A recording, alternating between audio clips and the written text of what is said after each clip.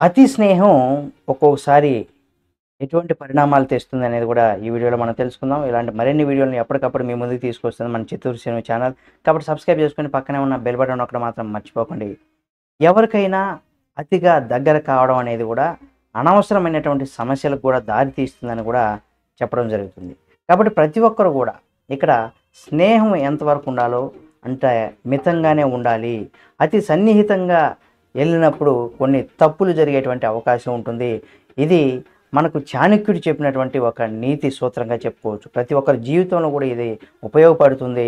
అంతేకాకుండా ఇవి ప్రతి ఒక్కరు కూడా పాటించాల్సినటువంటి పరిస్థితులు ఉంటాయని కూడా చెప్పుకోవచ్చు. ఈ వీడియో మీకు నచ్చితే లైక్ చేయండి. మీరు కూడా మీ జీవితంలో ఎవరు మీకు అంత మంచిగా ఎక్కువగా స్నేహంగా ఉన్న వాళ్ళ వల్ల మీకు ఏమైనా సమస్యలు తలెత్తాయా అనేది కూడా, మీరు ఎటువంటి సమస్యలు ఫేస్ చేశారనేది కూడా మీరు కామెంట్ రూపంలో తెలియచేయండి.